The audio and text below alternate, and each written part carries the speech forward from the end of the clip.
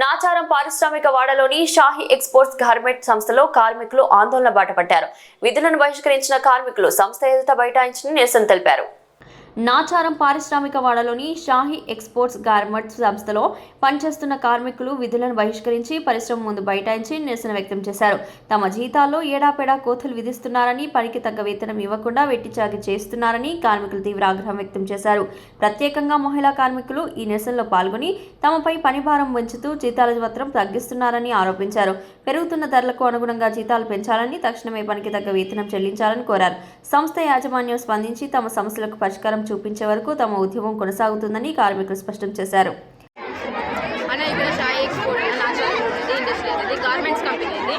ఇక్కడ మేము దగ్గర 2000 దాకా మంది లేడీసే పనిచేస్తున్నారు. కంపెనీ మొత్తంలో 2000 మంది దాంట్లో పనిచేస్తుంటే ఇప్పుడు దగ్గర ఇది కంపెనీ స్టార్ట్ అయ్యి 15 సంవత్సరాలు అవుతుంది. ఇలా కంపెనీ స్టార్ట్ అయినప్పటి నుంచి ఇప్పటి వరకు పనిచేసే వాళ్ళు ఉన్నారు, మధ్యలో జాయిన్ అయిన ఉన్నారు, కొత్త వాళ్ళు కూడా ఉన్నారు. కానీ ఇక్కడ మినిమం శాలరీ అనేది లేదన్న. రోజు వచ్చే పేమెంట్ చూసుకుంటే మాకు 300 కూడా రాదు డైలీ పేమెంట్. మేము ఎన్ని దగ్గర సంవత్సరానికి డిఏ పెరుగుతుంది కదా, ఆ డిఏ మాత్రమే పెరుగుతుంది మా జీతంలో. కంపెనీ నుంచి మాకు శాలరీ మాత్రం రానే రాదు. లాస్ట్ ఇయర్ డిఏ పెరుగుతప్పుడు కూడా శాలరీ పెంచాలన్నప్పుడు ఇక్కడ నుంచి కార్మిక సంఘాల గురించి వచ్చి అడిగితే వాళ్ళు ఏం చేస్తారు, మా బోనస్ కట్ చేసి మాకే జీతంలో కలిపి మాకు వచ్చేది దీపావళికి బోనస్ వస్తుంది. ఆ బోనంలోకి 250 రూపాయలు కట్ చేసి మాకే పెట్టినారు. అది శాలరీ పెరిగిందని వాళ్ళందరూ చూపించినారు.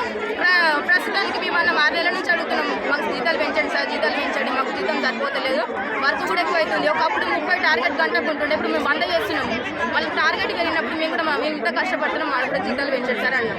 మేము అందరం మొన్న 6 నెలల నుంచి చెప్తుంటే కూడా పట్టించుకోలేదు. లాస్ట్కి జిఎం సార్ చేంజ్ అవుతుంది, మాకు వేరే సార్ వస్తున్నారు. జిఎం సార్ ఇప్పుడు 2 నెలలు అయితే వెళ్ళిపోతారు, ఇంకొక నెల ఉన్నది. నెల అయిందనుకో ఆయన వెళ్ళిపోయింది అనుకో, మాకు జీతాల గురించి ఎవరు పట్టించుకుంటూ ఉన్నారు. ఆయనకు మేము చెప్పినాం సార్ పోతుంది కదా, పోయి జిఎం సార్ని జీతాలు పెంచుకొని అడుగుదామని వెళ్ళినాం. దగ్గర 300 మంది కలిసి వెళ్ళినాం జీతాల గురించి అడగనికని.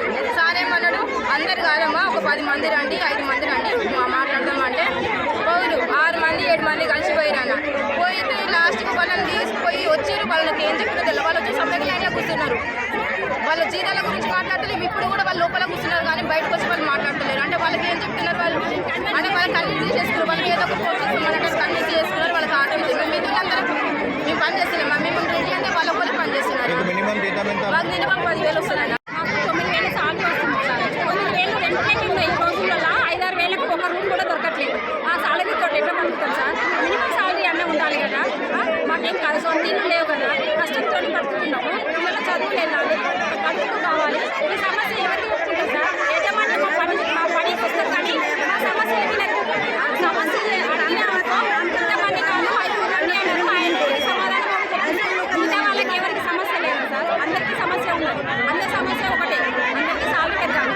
మినిమం 15,000 తక్కువ ఎవరికి రావద్దు సార్. ఖర్చులు చాలా ఉన్నాయి. చూడండి సార్, మాకు హెల్త్ ప్రాబ్లమ్స్ వచ్చినా ఏం పెట్టుకోలేని పరిస్థితులు. 8 గంటలు పని చేసినాక ఇంటికెళ్ళి ఏ పని చేయట్లేదు సార్.